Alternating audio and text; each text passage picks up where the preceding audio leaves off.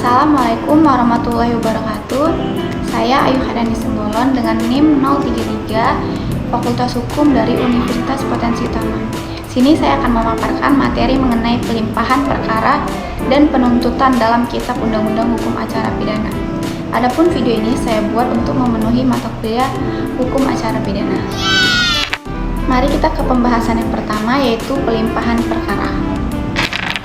Jadi, pelimpahan berkas perkara dalam konteks hukum pidana adalah tindakan penyelidik untuk menyerahkan berkas perkara yang berisi bukti dan informasi mengenai tindak pidana yang telah diselidiki kepada jaksa penuntut umum atau JPU untuk ditindaklanjuti dalam proses penuntutan di pengadilan. Berkas perkara ini memuat berbagai informasi terkait dengan identitas tersangka, fakta-fakta yang ditemukan selama penyelidikan, serta alat bukti yang mendukung terjadinya tindak pidana. Pelimpahan berkas perkara diatur dalam pasal 109 KUHP yang menyatakan bahwa setelah penyidikan selesai dan dinyatakan cukup bukti, penyidik wajib menyerahkan berkas perkara kepada jaksa penuntut umum untuk kemudian diteruskan ke pengadilan. Selain itu, pelimpahan ini juga mengacu pada ketentuan lain dalam KUHP, seperti pasal 1 angka 19 KUHP yang mengatur mengenai penyidikan dan penuntutan.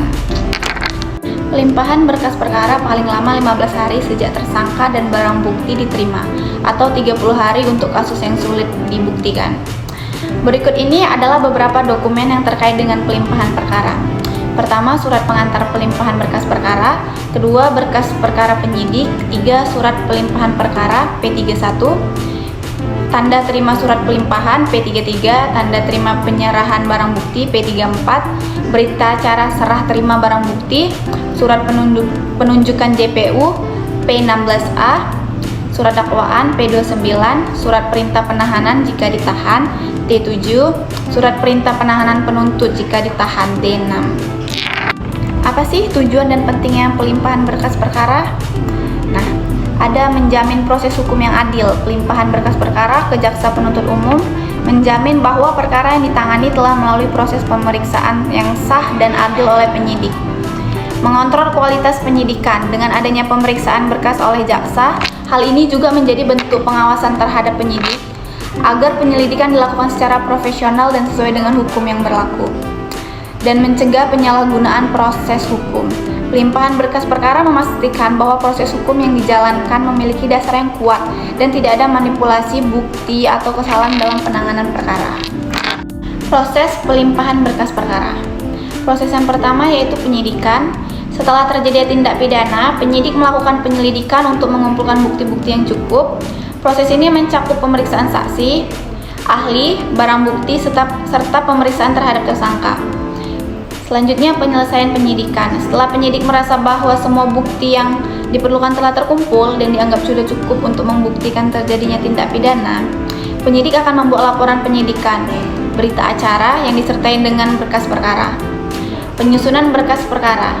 Berkas perkara yang akan dilimpahkan berisikan identitas tersangka, hasil penyidikan, bukti-bukti yang ditemukan, serta pertimbangan hukum yang mendasari keputusan untuk melanjutkan perkara ke penuntutan.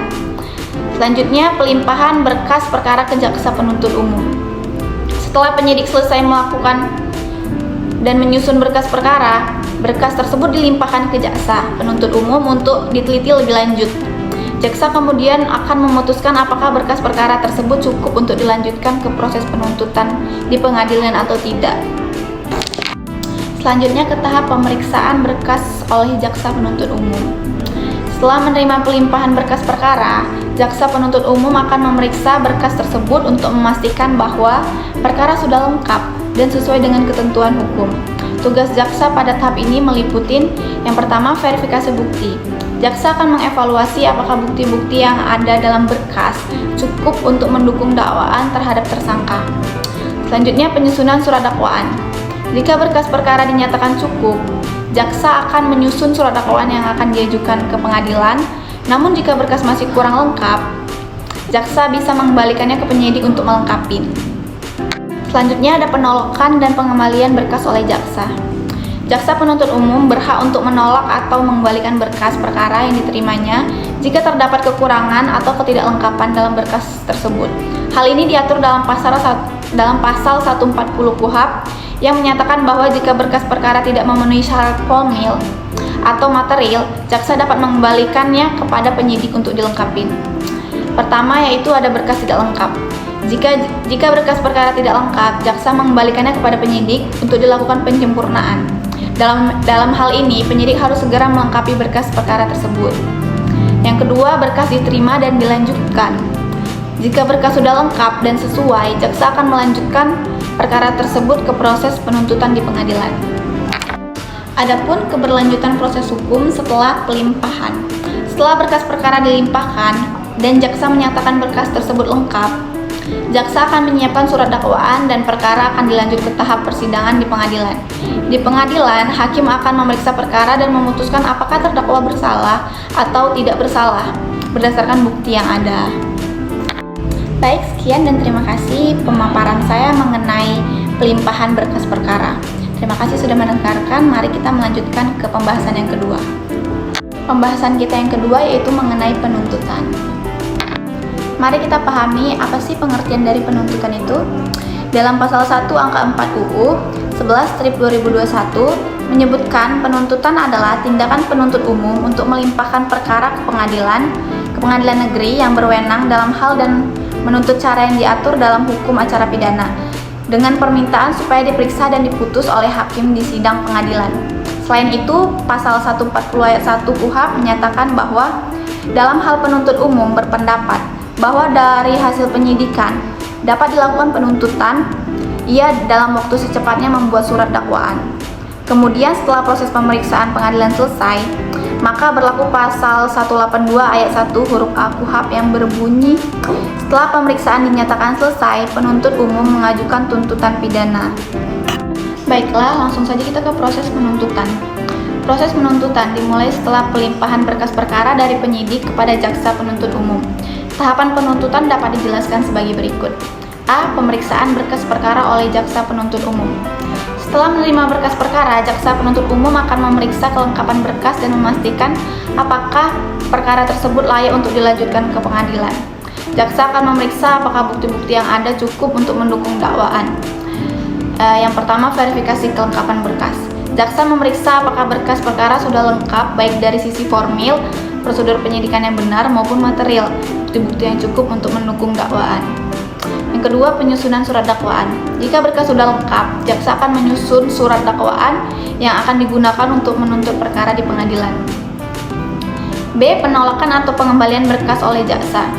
Jika berkas yang diterima tidak lengkap atau terdapat kekurangan dalam bukti-bukti, jaksa penuntut umum dapat mengembalikan berkas tersebut kepada penyidik untuk dilengkapi. Hal ini diatur dalam pasal 140 KUHP yang memberikan hak kepada jaksa untuk mengembalikan berkas apabila tidak memenuhi syarat hukum yang berlaku.